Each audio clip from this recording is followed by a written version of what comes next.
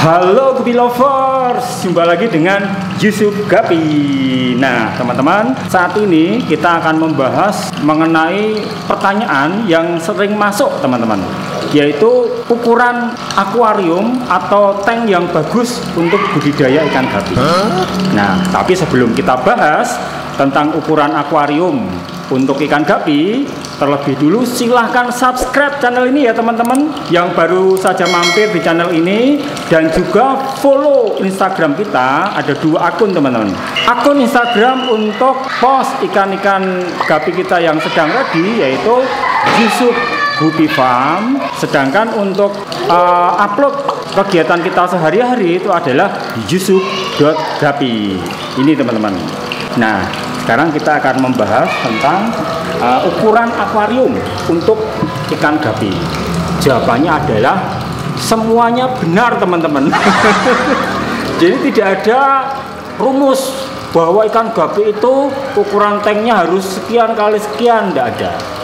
Jadi akuarium untuk ikan gapi itu yang penting sesuai dengan jumlah populasi ikan gapi tersebut, dan juga yang penting bisa menjaga kualitas air di dalam akuarium tersebut, sehingga ikan gapi akan tetap hidup baik di dalam akuarium tersebut. Sehingga ukuran seberapapun nggak masalah, yang penting 2 faktor tadi sudah terpenuhi. Nah, tapi teman-teman, kita melalui kesempatan ini juga akan berbagi pengalaman kita selama beberapa tahun ini mengenai ukuran tank ya.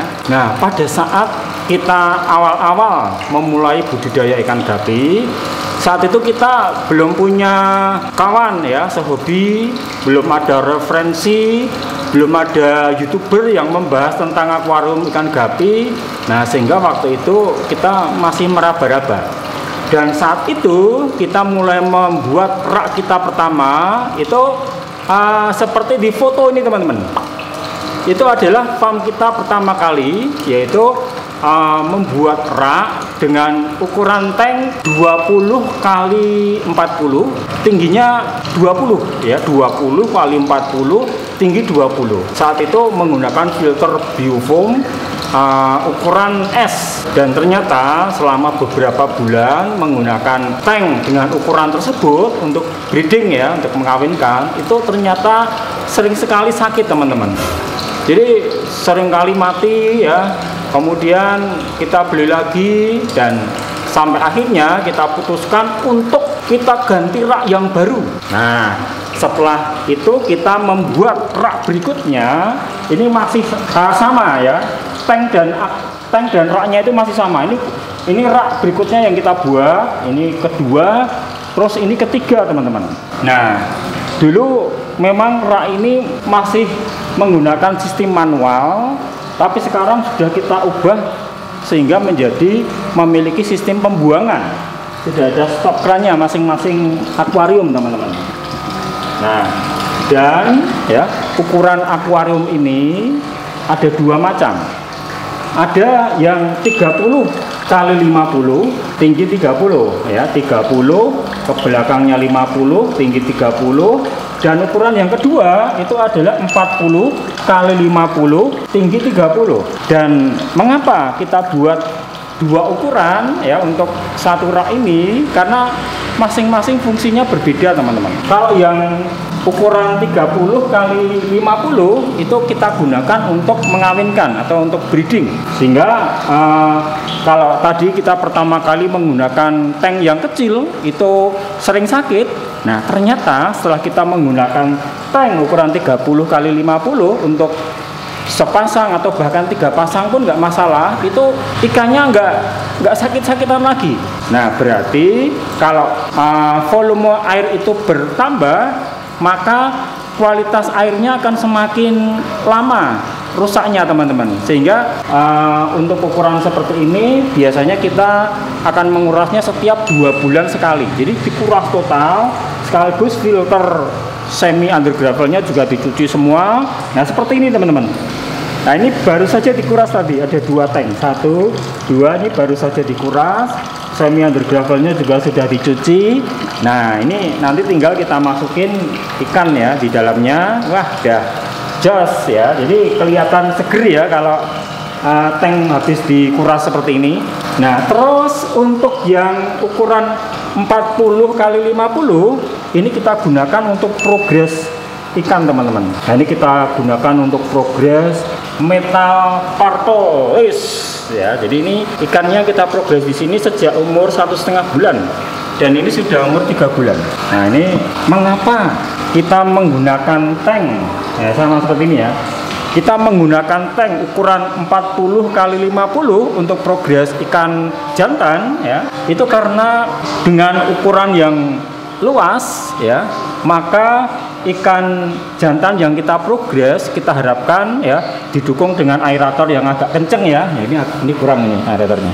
Nah, didukung dengan aerator yang agak kenceng, maka ini sangat bagus untuk pertumbuhan ikan gapi, terutama yang ekor lebar. Dengan kondisi yang luas, kemudian ada arus airnya, maka sirip-sirip ikan, ekor, kemudian dorsal itu akan terpicu untuk selalu bergerak ya, untuk digunakan. Nah, sehingga sirip-sirip tersebut akan berkembang dengan baik ya, sesuai dengan keinginan kita. Ekornya jadi lebar, dorsalnya juga jadi lebar ya, sehingga ikan-ikan jenis terutama yang ekor lebar itu sangat bagus ya untuk progres menggunakan tank yang ukuran lebar seperti ini. Nah, ini contoh ikan yang baru kita progres, baru kita masukin tadi ya. Ini adalah Blue Moscow. Nah, Blue Moscow ini kualitasnya jos, teman-teman. Coba lihat indukannya di sini. Akuariumnya udah kotor, ini harus sudah dicuci sebetulnya. Nah itu. Nah, ini Blue Moscow yang baru kita perbanyak. Ini anakan pertama, anakan kedua masih umur seminggu. Dan yang ini singa blue tail yang sudah kita progres ini dari umur 1,5 bulan dan ini sudah umur 3 bulan lebih sedikit. Ini juga sudah dewasa dan siap di breeding ya, teman-teman. Nah, jadi untuk kemudian selanjutnya kita juga membuat rak-rak baru.